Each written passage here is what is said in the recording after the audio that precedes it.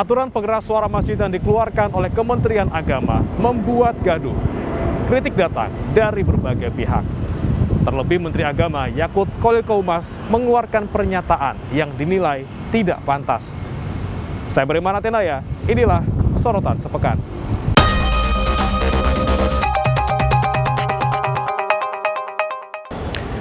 Pernyataan Menteri Agama yang menganalogikan pengeras suara masjid dengan gonggongan anjing memicu reaksi masyarakat.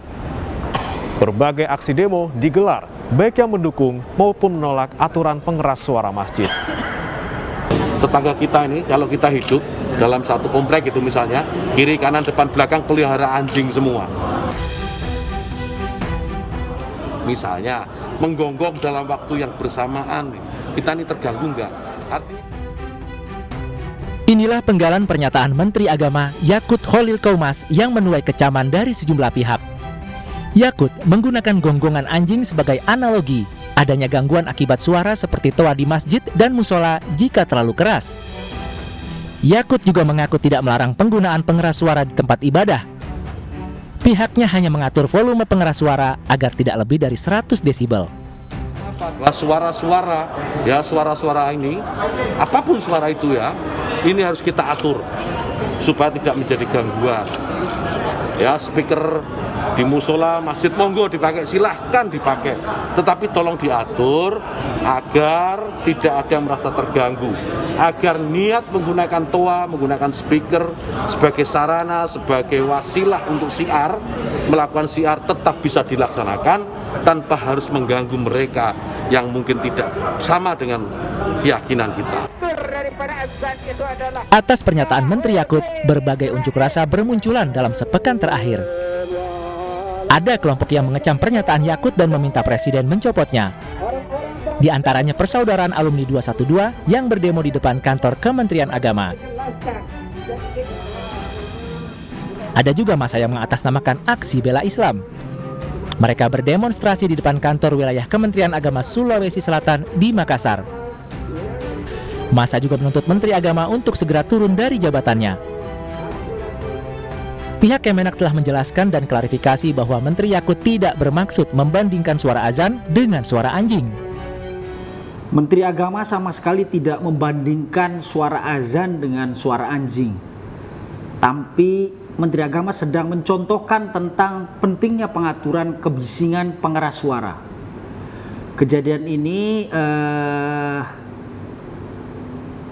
ketika diwawancara oleh wartawan tentang surat edaran nomor 05 tahun 2022 tentang pedoman penggunaan pengeras suara di masjid dan musola dalam kunjungan kerja di Pekanbaru. Kebetulan saya mendampingi beliau kemarin, dan Menteri Agama menjelaskan bahwa dalam hidup di masyarakat yang plural diperlukan toleransi. Tak hanya kelompok yang mengecam berunjuk rasa, ada juga kelompok yang mendukung Menteri Agama seperti di Cirebon, Jawa Barat. Unjuk rasa bertajuk Aksi Jaga Toleransi Islam meminta masyarakat tidak terprovokasi isu yang memecah belah. Mereka berharap masyarakat bisa memilah mana yang baik dan mana yang berakibat pada perpecahan umat.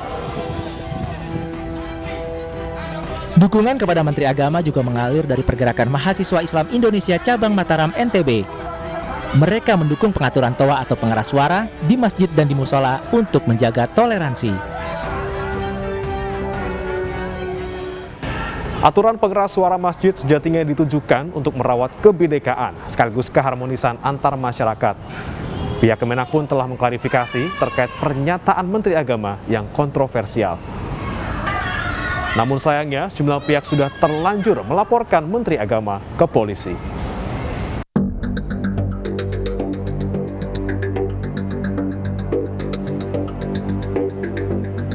Pernyataan Menteri Agama Yakut Khalil Qomas terkait pengaturan pengeras suara azan dan analogi gangguan suara dengan gonggongan anjing berujung laporan ke polisi. Mantan Menteri Pemuda dan Olahraga Roy Suryo melaporkan Menteri Agama dengan tuduhan melanggar Undang-Undang ITE dan tuduhan penistaan agama. Roy mempersoalkan pernyataan Menteri Agama yang memakai analogi gonggongan anjing.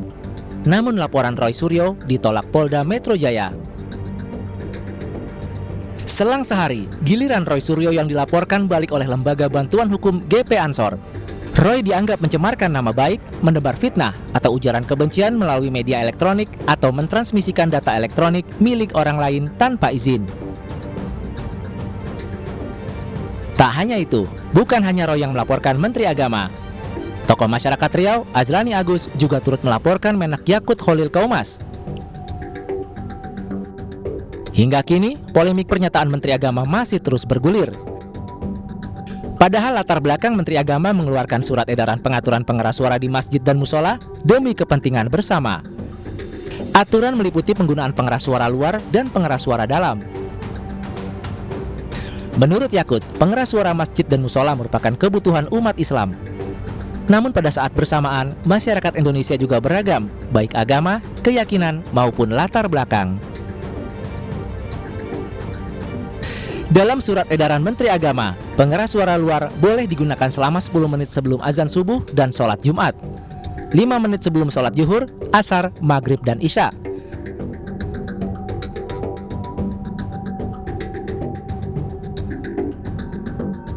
Sementara untuk kegiatan ibadah seperti zikir dan doa setelah sholat dianjurkan menggunakan pengeras suara dalam.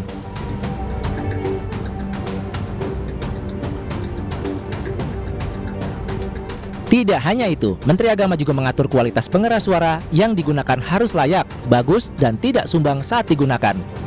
Kementerian Agama akan bekerja sama dengan pemerintah daerah dan ormas Islam untuk melaksanakan aturan ini.